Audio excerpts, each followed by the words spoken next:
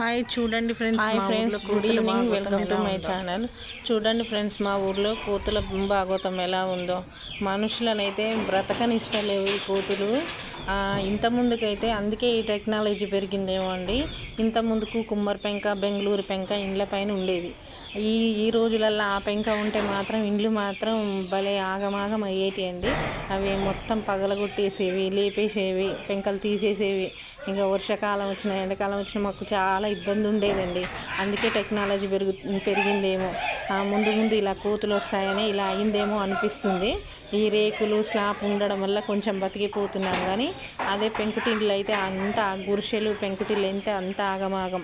ఇగో మేమైతే ఈ కోతుల బాధ తట్టుకోలేకనైతే మొత్తం చుట్టూ అవి ఇనుప కంచెలాగా పెట్టించినాం మేము. ఇగో ఇది చూడండి ఎట్లా బీభత్సంగా ఆటకెళ్ళి చూసినామంటే మీదికి ఎగబడతానే ఉంటాయి. Okay friends, bye. మీ ఊర్లో ఇట్లనే ఉన్నాయా?